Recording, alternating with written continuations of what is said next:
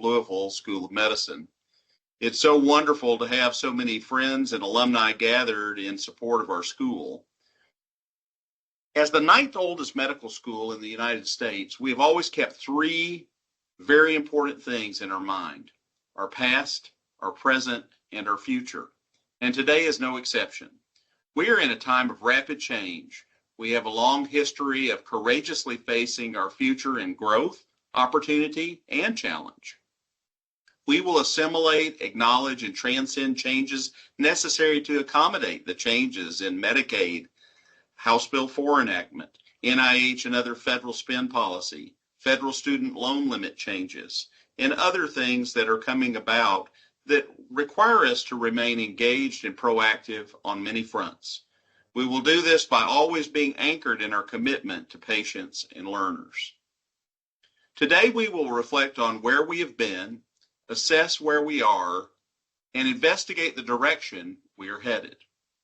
Our institution aims every day to reiterate our commitment to honoring the work that has brought us here, while recognizing our value to the field of academic medicine today and planning boldly for the years that are still to come.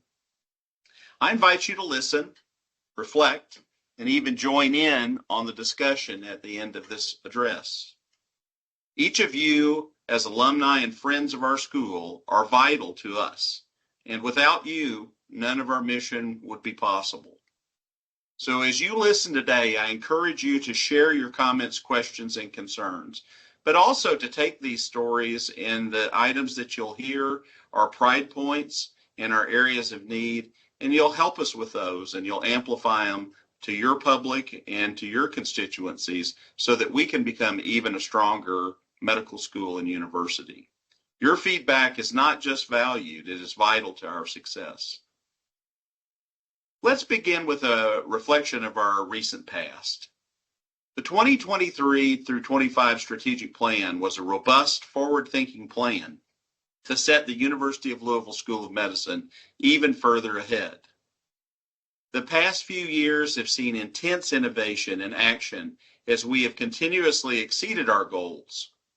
Our four mission pillars, learn, discover, connect, and work, have guided us through our current season and remain relevant for our future.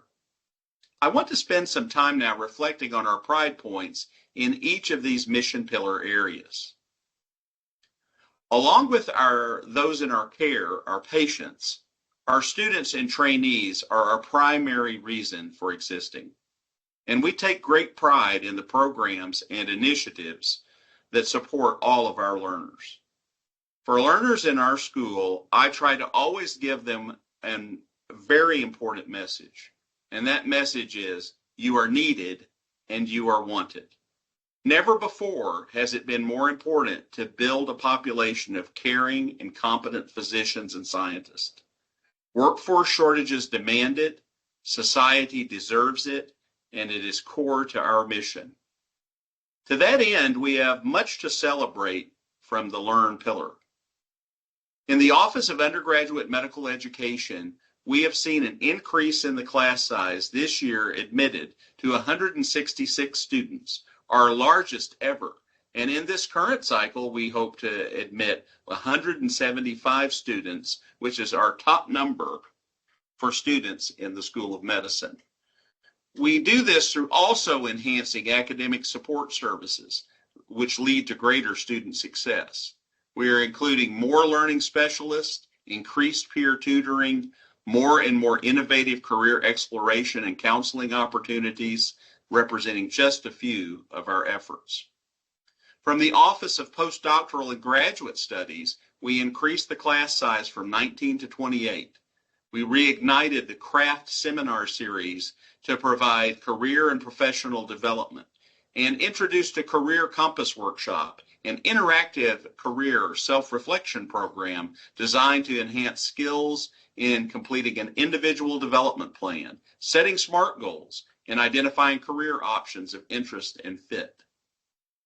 And from our Office of Graduate Medical Education, we implemented the Residents as Leaders program, developing a framework for residents in business and training programs, and increasing engagement of our House Staff Council representing our 76 ACGME accredited residency and fellowship programs in the School of Medicine. Through all our programs, we aim to equip and inspire the next generation of learners to succeed in the continuously evolving and complex environment of healthcare.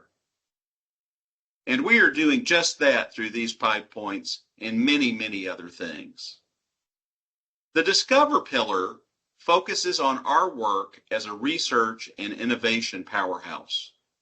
As one of only 102 universities in the United States to earn recognition by the Carnegie Foundation as both an R1, Research 1, and community engaged university, we both create and apply knowledge that makes a positive impact. The School of Medicine is vital to our university's R1 status, adding to the corpus of extramural funding from the government and from foundations, as well as industry, and the graduation of doctoral students, which are the primary metrics for this status. We are forging new ground in research and have launched novel programs that prepare our trainees to go on to positions in community practice, hospitals, industry, government, and academia. Much of our work during this strategic plan aimed to expand our infrastructure and align our processes for greater impact in the areas of discovery and applied research, including the following: neurosciences, cardiovascular health, environmental science, cancer, and behavioral health. And this is in alignment with the chronic disease and disease disparity profile that has plagued Kentucky and much of our region. Several leadership appointments were made to support our neuroscience and other research cores in this past year, including Dr. Charles Hupsher as the Kentucky Spinal Cord and Injury Research Center Director, Dr. Damian Shen as our newly minted Chair of the Department of Anatomical Sciences and Neurobiology, Dr. Harry Badaluri as Chair of our Department of Microbiology and Immunology, and we are nearing completion of our search for the Chair of the Department of Neurology. We also named 2 vital and experienced individuals as new Vice Deans. Dr. N. Kim is our inaugural Vice Dean for Strategy and Innovation, and Dr. Chris States, a new Vice Dean for Research in the School of Medicine. Additionally, we have strengthened our translational research with the appointment of Dr. Xiaoping Huang as the new Associate Dean for Clinical Research and Director of the new Louisville Clinical and Translational Research Center, which is supported by a CTRD grant from the National Institute of Health. He also has the dual role as Chief Scientific Officer for University of Louisville Healthcare, a new position to align clinical and translational research across the school, university, and health system by amplifying informatics and systemness to our clinical and translational research, including applications of AI in our research mechanism. And we develop new grants, management system, and administrative support models for training programs to further our impact on our learners and in our community. Regarding community engagement, or CONNECT, there is so much to be proud of in this category. Through our work from the CONNECT pillar, we serve thousands of individuals here in Louisville, and in the Commonwealth, and in the region, and across the globe, frankly. Our innovative programming and healthcare initiatives have served as an anchor for bringing the university to the community and the community to the university. A key component of the CONNECT pillar is partnerships, and I'm pleased to announce that we have established several critical relationships that will transform our future. We have initiated conversations for an additional West Kentucky medical campus that would increase our medical student class size and expand our service to more communities, especially underserved rural communities in the Commonwealth. And through our partnerships with Murray State University and Baptist Health of Paducah, as well as West and South Louisville and Owensboro, we are providing exceptional education and life-saving care and now through our Clinical and Translational Research Center, community-based research that is directly improving the health outcomes of many more Kentuckians. We celebrate our 23rd year of a highly successful rural medical campus at Madisonville, Kentucky, under the direction of Dr. Bill Crump. This campus has provided exceptional opportunities for students with interest in rural primary care, retaining 46% of these students in the rural counties of Kentucky that are in the greatest need for access to care. To celebrate our works and create awareness of our novel approaches to academic medicine, we invested in our team and made concerted efforts to increase our storytelling both in the news and online. Additionally, we have been diligent in transitioning our web environment to create a refreshed online front door to our School of Medicine, and that is projected to launch this fall. We have created opportunities for our students and faculty to succeed through significant awards that are sponsored through our CTRD grant. These include the Deans and Presidential Scholars, which are significant financial support for medical students and junior faculty, respectively, with interest in transformational clinical to translational research. Additionally, this supports cores in professional development, community engagement, and human resources. And we provide community engagement, mentorship, and financial support through the established School of Medicine Alumni Council and through the newly formed 1837 Society, recognizing our rich history and inception as a medical school. Here at the University of Louisville School of Medicine, we have some of the best and brightest leading our cohorts of learners.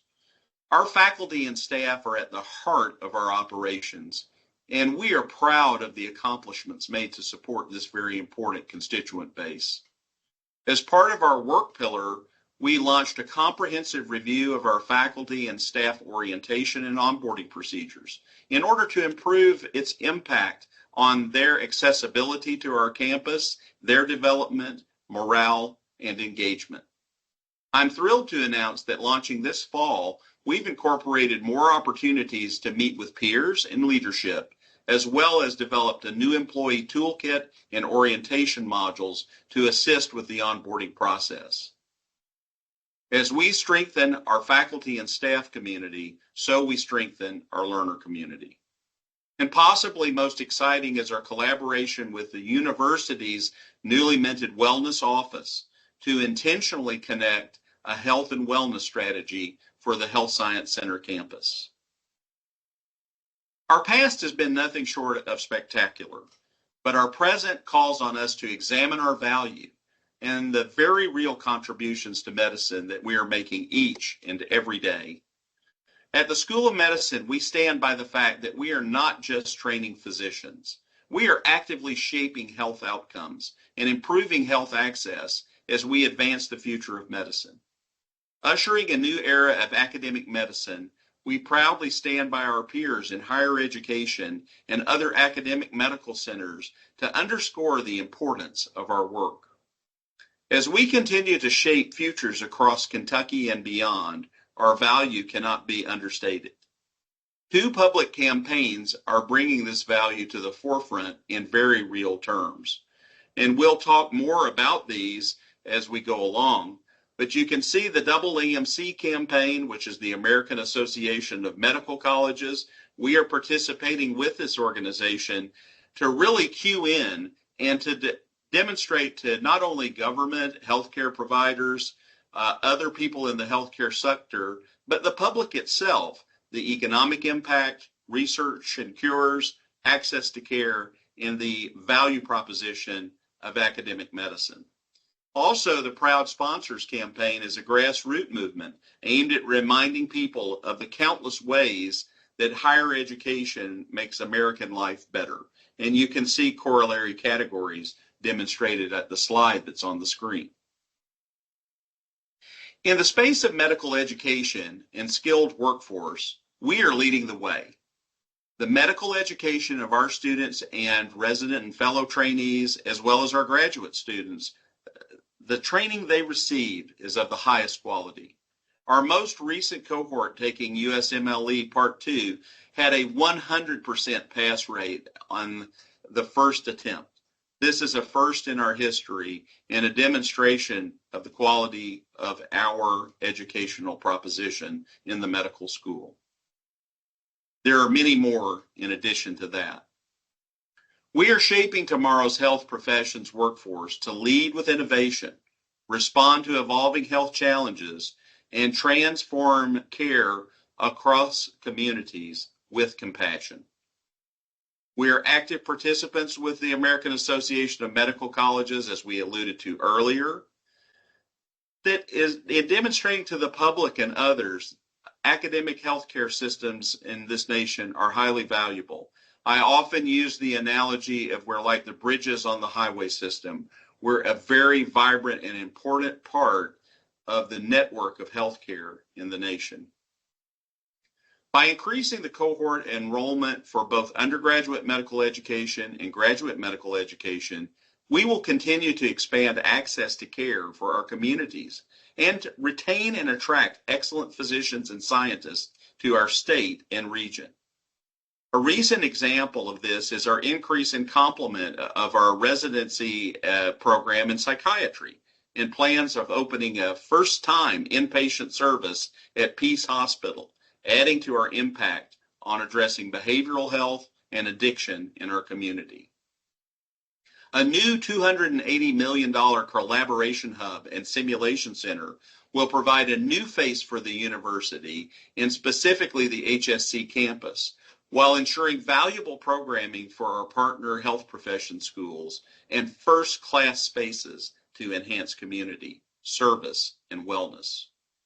Simulation education and assessment will be able to be accomplished in a bright and refreshing way, not only in individual disciplines, but more importantly in health professions teams. Our graduate level programs were ranked by the U.S. News and World Report this year in the healthcare categories for physician shortage areas, rural areas, and primary care. Additionally, our Norton's Children's Hospital and many of our pediatric specialties were ranked by U.S. News and World Report among the best in the nation, something that is an extraordinary pride point for our school. And our match rate continues to be above the national average, with 44% of our graduates entering primary care and 36% remaining in and serving Kentucky communities overall. When looking at the economic impact and prosperity, we make financial sense. As an anchor institution for the Louisville Medical and Education District, or LUMED, we participated in an analysis of our economic footprint. What we discovered was that $1 billion of a total footprint for the University Health Science Center campus. Moreover, an analysis with the University of Louisville College of Business determined a 1x multiplier on our $24.5 million NIH CTRD grant, which established our Louisville Clinical and Translational Research Center, leading to an additional $24 million value to local and state government through new hires and taxes.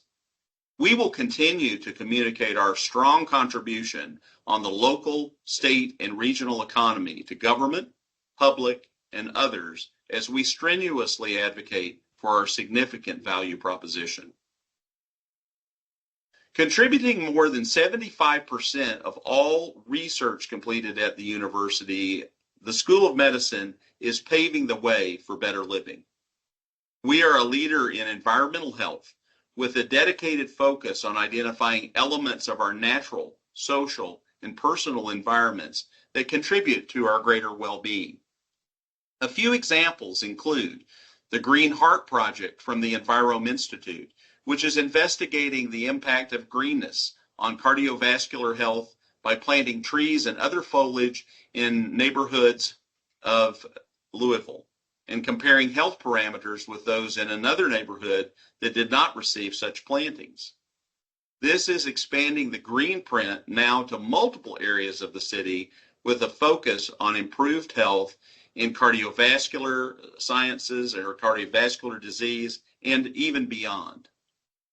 Wastewater screening for pathogenic viruses during the pandemic, we monitored the presence of the SARS-CoV-2 virus and predicted local outbreaks. We are going to continue to amplify our use of wastewater screening through our immunogenomics core and our DNA sequencing laboratories, and be able to help the public of Kentucky with advanced science propositions. We sponsored a showing of a documentary on PFAS, or a plastics byproduct, in firefighter gear, and are working with high school students to monitor PFAS or PFAS in Henderson, Kentucky. We are conducting a health study in Calvert City, Kentucky, in West Kentucky, assessing the impact of ethylene chloride and vinyl chloride exposures in response to a community request. We are also a leader in cancer treatments, with novel immunotherapies and new clinical trials underway. We are actively building the Center for Rural Cancer Education and Research and the Brown Cancer Center at U of L South Hospital in Bullitt County, bringing cancer expertise, clinical trials, and state-of-the-art therapy, including immune and cellular-based therapies, to more communities in the Commonwealth. The IDEA State CTR grant, which we've talked about previously, has provided the resources to establish the Louisville Clinical and Translational Research Center, with many positive implications from bench to bedside research. And our neuroscience cluster hires will advance our work in movement disorders and Parkinson's disease research, spinal cord and brain injury recovery, and viral gene therapy as it relates to brain tumors and other conditions. Creating access to care and expanding the American dream are woven throughout our mission pillars. We boast more than 100 plus community partners across the Commonwealth, serving all ages with innovative programming and services. These health education initiatives include programs like Future Healers, the Hope Clinic, Project Heal, Surgery on Sundays, and Cardinal Street Medicine, to name but a few. We provide workforce development to more than 50,000, yes, 50,000 learners through our area health education centers that work to improve the recruitment, distribution, and retention of healthcare professionals, particularly in primary care, in medically underserved areas throughout the state. The range of our educational programs to excite the interest around health professions is from middle school to graduate medical education to private and practicing physicians. We provide unparalleled education through unique distinction tracks that provide dedicated time for students to gain practical experience in areas such as global health, business and medicine, and urban primary care. Lastly, we are completing the expansion of our clinical partnership and agreements with the University of Louisville Healthcare System and Norton Healthcare Pediatrics to further solidify and grow our efforts on this campus. This marks a major milestone in our collaborative endeavors to provide high quality, compassionate care for children and adults in the Kentucky, the region, and beyond. Recognizing our value today gives us a foundational plan for our future. As we look ahead to our future, we don't want to react to change. We want to lead the change. We want to embrace science, technology, advanced computing, and artificial intelligence to create better education, health outcomes, and expand the horizons of medicine. We are going to see and expand and improve this campus. We will continue to invest in new structure and to commit to gaining resources to rehabilitate the old structures that are on our campus but are still highly valuable and useful in accomplishing our mission. We will continue to embrace and expand our commitment and work to integrate and amplify artificial intelligence and advanced computing large language models, etc., in our clinical care, education, research, and engagement activities. And we are already doing that in the clinical environments, from the use of our electronic medical record and making the lives of our practicing physicians easier and better in terms of documentation, but also in expanded areas of advanced imaging analysis and radiology and digital pathology, which are areas in which we are becoming leaders. Our 2026 through 2029 strategic plan is in the works with a framework that is stronger than ever. Before you, you can see a timetable for us initiating this strategic plan. And as we progress through the planning phase, we will provide many opportunities for you to engage with us in this plan. Please take those opportunities. I want this to be a plan that excites you. I hope you will see yourself and your role in our next greatest successes for this medical school and university. I am so encouraged by the phenomenal activities that are happening here at the University of Louisville School of Medicine, and I hope you are as well. Today's theme, focusing on our past, our present, and our future, reminds us that our impact is not static. We honor our history, celebrate our present achievements, and embrace our responsibility to plan boldly for tomorrow. The University of Louisville School of Medicine is strong because of you.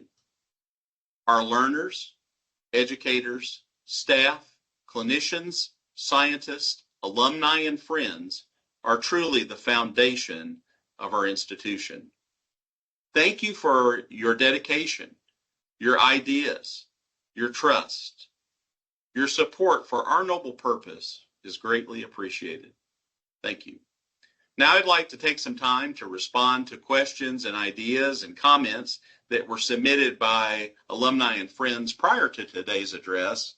And I invite my Chief of Staff, Dr. Glenn Giddings, into our conversation now, who will kind of launch this part of our program. And then we'll have some time to have some questions and comments through the chat of our group attending today. So Glenn, Absolutely. welcome. Yeah, thank you. So as Dean Bumpus had mentioned, we had some pre-submitted questions. They fell into some categories, and some of the questions were pretty similar, so we grouped them. And then we also invite you into that little Q&A tab there if you'd want to go ahead and start submitting any questions you might have, so we can start collating those as well. So Dean Bumpus, that first category that it fell into was AI incorporation. I know right towards the end you had just reviewed some components with AI. So kind of a combo of a few questions and looking at how we use AI from a science and financial viewpoint. One of the folks had mentioned recently they saw the College of Business won an internationally competitive award from Humana around AI, and what are the opportunities that we may have in working with business, College of Business, and overall AI within the medical field. Yeah, it's a great question, and it's a rapidly moving field. This was one of the things that stimulated my interest in bringing one of my vice deans, Dr. Ian Kim, into our ecosystem and creating this position, because it's a position in strategy and innovation. It's certainly a major focus area, Glenn, of the university. And as we pick this up, we are looking at it from a standpoint of how it is integrated into our education, and we're already integrating it. We're cataloging how we're integrating it, and we're developing plans to collate and improve that. Additionally, we look at it from a rich standpoint of research. So our research programming, and we've invested almost $6 million in advanced computing and research computing initiatives at the University of Louisville, which have a major impact on the School of Medicine within this past year. And we're just now activating and actualizing much of that effort. I think the other thing that we're looking at is from enterprise management in terms of how do we reach out to our community? How do we engage with our community both internally and externally? How do we make workflows easier for our students, our staff, and our faculty? So in the areas of education, research, and enterprise management, we are fully engaged in this. And I greatly appreciate Dr. Kim's work with this at the university and the school level. We have many others working in that area. We are leaders in digital pathology. Dr. Dibson Gondam, for example, in pathology is doing considerable work. And we're really becoming somewhat of I would say, a powerhouse in terms of digital pathology and integrating that both into research and into clinical care. Same goes for radiology and advanced analysis of imaging. And I appreciate really many people have been leaders in this. Dr. Sohail Contractor, our chair of the Department of Radiology, is a person that I would call out. There are many others, and I always hesitate to name people because this is such a broad initiative and involves a huge amount of our community. But I will assure you, I would say 2 years ago we had dipped our toe into this area. I think now we are more than dipping our toe. One thing I would call out, though, is that Dr. Kim's work, because he is also a faculty in the School of Business, is deeply integrated with our College of Business work.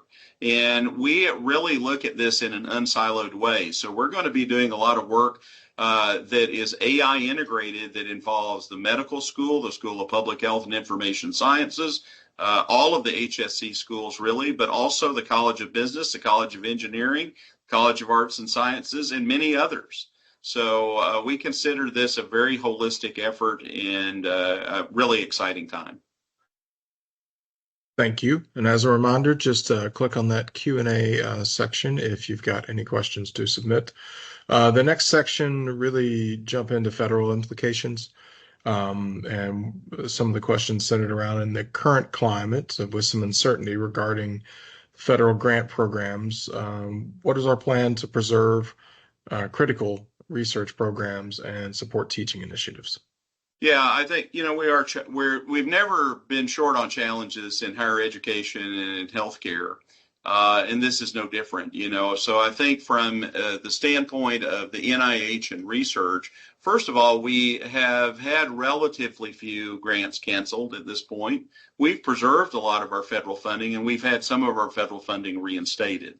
That said, with changes in indirect funding or paying what you would call the scientific overhead for universities and medical schools to have the infrastructure needed to do research, that is likely to change. And we're looking at that proactively. And we're working at the national level to understand that ecosystem. We continue to advocate for medical schools and science programs, the value proposition. And we are modeling internally what new indirect models would have in terms of impact. We are so grateful to enjoy such great community and community foundation relationships too, that also help undergird our research enterprise so that we're not entirely dependent on federal dollars. We have a very broad research portfolio that goes from the NIH to the Department of Defense to society-based funding to industrially sponsored clinical trials. So we will continue to broaden our portfolio. We will continue to remain engaged. We'll continue to advocate. And I think we will have a very healthy ecosystem, although it will likely look a little different than it does today. Thank you. Stay in this kind of category, with the anticipated reduction in Medicaid payments after the recent bill in Congress was passed, how do you see that changing our current environment and plans? Yeah, we definitely know that it's a big impact that's coming. We've been advocating and working seriously in both Washington, D.C. and in Frankfurt in terms of advocacy regarding this. Expanded Medicaid states like Kentucky, and in particular our research universities and medical schools at the University of Louisville and University of Kentucky, will be impacted by this in 2028. So we are proactively planning what we need to look like. We are important access hospitals for tertiary and quaternary care, and we also take care of a disproportionate share of Medicaid patients. So we continue to advocate the need of protecting these very vital academic health centers to enhance the health of the Commonwealth. We'll continue to work on the advocacy plane. We also are very much looking at efficiencies within the health systems and also looking at revenue streams and making sure that we stay healthy financially. So we're actively engaged in those processes that will allow us to keep the reserve to be able to have a corpus of activities that take care of patients that are highly necessary. Trauma centers, cancer centers, burn centers, advanced pediatric care such as neonatal intensive care nurseries. Those are important things that systems like us provide, and we are stridently working to protect those. The eventual impacts will definitely be felt, but we will continue to work by advocating, making a commitment to care for people, making a commitment to educate the learners in this new environment. We are stridently committed to. Will our future look different? There's no doubt it will. Will we experience challenges? Yes, we will. But we are going to continue to work on these fronts, and we will continue to survive and continue to do the noble work that we're doing. In your previous answer, you had mentioned about the significant amount of community collaborations and partnerships that we have. I thought it might be helpful for you to take a second to expand on LUMED and explain LUMED and some of the great projects that come out of LUMED and that cooperation we have with it. Yeah, thank you very much, Glenn. And the person who submitted that, I appreciate it. This Louisville Medical and Education District is analogous to a large neighborhood association. It is a 22-block area of the medical center in downtown Louisville. It includes the founding partners of the University of Louisville's Health Sciences campus, the University of Louisville Healthcare, the Norton Healthcare assets that are part of the downtown campus, and Jefferson Community and Technical College. This is really a very important healthcare ecosystem, too, because if you think about it, we have learners that are in healthcare programs at JCTC, at our school, obviously, and those are the people who are fueling the work power or healthcare workforce for not only the downtown medical center, but for much of the Commonwealth. So it's a very important thing. And this association is really committed to both the aesthetics, the safety, the accessibility, and the experience people have while they're here.